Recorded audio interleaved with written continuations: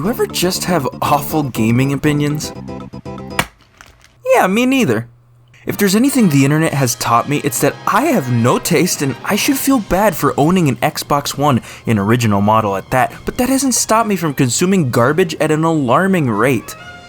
I gotta keep up with the trends, so I put these into my PS3 just to see what would happen. AAA Game of the Year contenders? Maybe. Making the consoles take off like a jet engine so it can run graphics that make your mom ask, "What movie is that, son?" when she enters the room? I guess, but can you do this in a Naughty Dog game? I don't think so. The discourse that goes on the internet surrounding your favorite games can range anywhere between a friendly conversation about an old gem from your childhood or sending death threats to a developer because I don't fucking know that's what was written on your to-do list that morning. No matter what medium it is, movies, music, I don't know, fly fishing, you'll always get people disagreeing in a less than fun way about their opinions, but gaming discussion in particular has always had an unruly edge to it. For instance, the fun but mediocre at times children's video games starring the rat with shoes. Boo! Sonic hasn't been good since Adventure 2 Battle, but Activision releases this shit every year and all they get is a pat on the back and millions in sales. You know, the funny thing is that I don't actually like most of Sonic's 3D games, and Warzone is a guilty pleasure for me. See, this is what I mean. Everybody has opinions that belong in the trash. Nothing matters. Fuck it, I'm gonna go buy a Virtual Boy.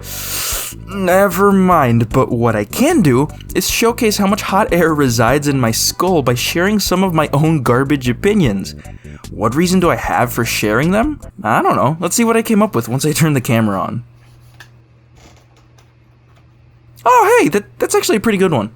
I'll start us off real simple and ease us into the barn fire. The Tony Hawk games look so boring. I don't play sports games. What gave it away? They just don't appeal to me. Maybe because my idea of fun is this? Skateboarding games just never did it for me.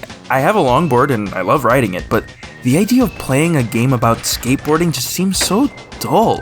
The only reason I finally caved and bought Skate 3 years ago was because a friend introduced me to it and it actually had some fun qualities to it, but that's where the interest ended. The Tony Hawk games, however, just never caught my eye, and if I'm being honest, they kind of intimidated me with the button combos. That was until this thing was on sale and I said, and took it home. I was incorrect. These games are stupid fun. They kind of exist as the ultimate form of giving your hands something to do, but it's really satisfying to play. All the death-defying stunts and the adrenaline, it's just so addicting. Flying around like you're some superhero. Oh, we'll get to that. I guess I have to scratch this one off the list. Looks like I'm not too great at this whole garbage opinion thing, am I? That's okay. You want to hear me say something irresponsible? Looking back, Mario 64 is kind of bland. Mario 64 changed the gaming landscape. It was an achievement in 3D gaming and ushered in all kinds of new possibilities. It's a little rougher on the edges in the control department nowadays, but Mario's speed and momentum is probably the best of all the 3D Mario games. This game's importance cannot be understated. But the level design's kinda stale. The variety just doesn't seem to be there and it doesn't grab me in the way that I want it to. Something about the levels feels lacking, especially in the early areas. As much as you can look at a game through the lens of its impact when it launched and how it stacked up back then, I feel like it's equally valid to see how fun it is in a vacuum now without holding its legacy up to it.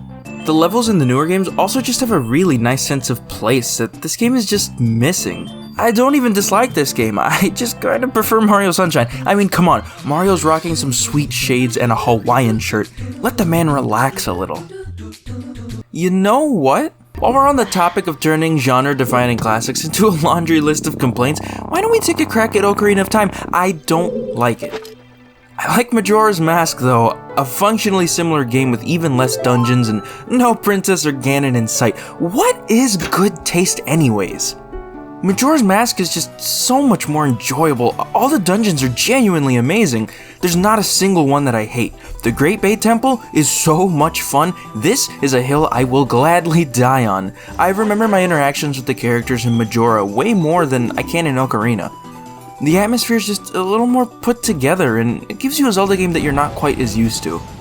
Ocarina, on the other hand, is such a by the numbers coloring book Zelda experience that I can't seem to ever finish it. I always lose interest halfway into the adult Link portion. And yeah, gaming landscape, define 3D adventure games, importance to Miyamoto's wallet. I get it. It's just not for me. I feel like every other 3D Zelda game does a really good job of creating a cool world, but Ocarina's just kind of Is it apparent that there was an N64 shaped hole in my childhood yet? Let's move on to a game with smaller stakes, one whose entire identity is held up by the fact that it was the only good Spider-Man game until Insomniac came along, apparently. Spider-Man 2. Now dig on this. Before Insomniac delivered one of the best superhero games ever made, I feel like I was the only person who remembered the fact that there was more than one Spider-Man game. If it wasn't Spider-Man 2, it didn't exist. Yeah, that's right, you have any fond memories of playing Ultimate Spider-Man as a kid? No, you were just staring at the Snow Channel with a controller in your hands. It drives me up the wall. Spider-Man 2 is a fun game, but all the arguments used to defend it are flimsy. But the web swinging is really good. But the combat is really fun. But it's a good licensed game. They're all licensed games. It's a licensed character. But it makes you feel like Spider-Man. This game right here predates it by 4 whole years, and it still holds up as one of the best Spider-Man games out there. I know that it looks like Play-Doh, but please do yourself a favor. If you enjoy Spider-Man games, go play it. Just go play it. You can even play as Spider-Man in the original PlayStation 1 version of Tony Hawk Pro Skater 2, because these 2 games were developed by the same people. Go grab your copy of Spider-Man 2, and please, just donate it to your nearest recycling bin. Wait a second, there's something else in here. I have no idea what fun is. Crash Team Racing is better than Mario Kart. Yeah, I said it.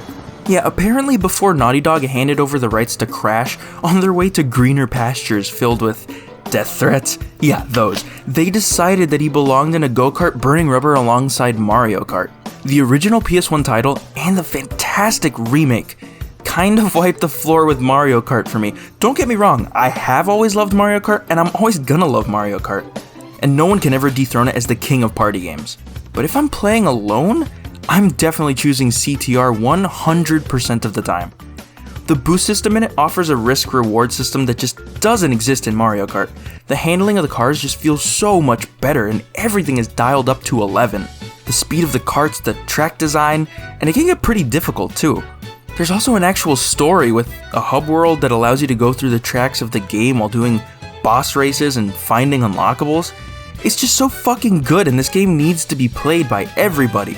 Fuck Mario Kart on the Switch. And no, Mario Kart 8 doesn't count, it's only a port. I want a sequel to this awesome remake. That reminds me, I feel like X is better than Y is the most common type of opinion that leads to disagreements.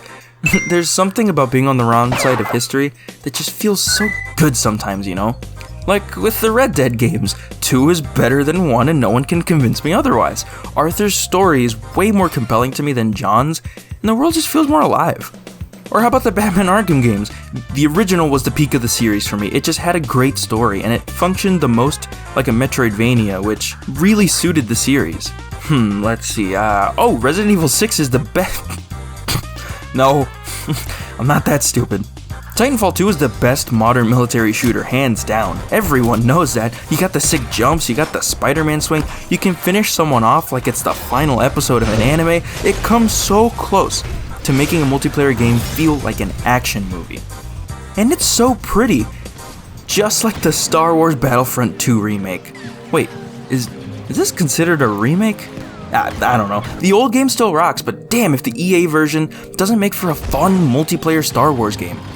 Launch aside, obviously, can I get a EA Sports for all the shareholders that lost money from this game's launch? No? Okay.